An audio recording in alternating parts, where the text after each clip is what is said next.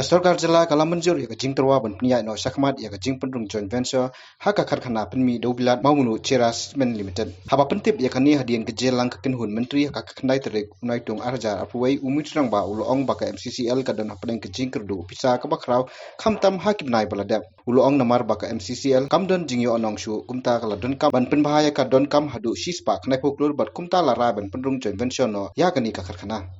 As you're aware, the MCCL has been facing huge financial burden.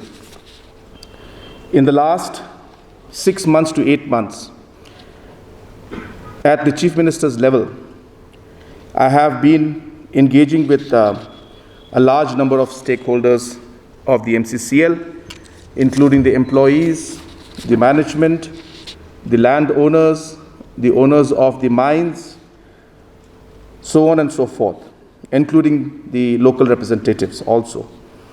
At my level, officially I must have met them 3 times, but unofficially I have met them more than 6 to 7 times.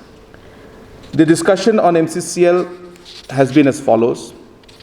Because of the huge financial requirement and the burden that MCCL is in right now, and the fact that most of the production is not taking place, there was a need to take a decision to how to repair things and move forward.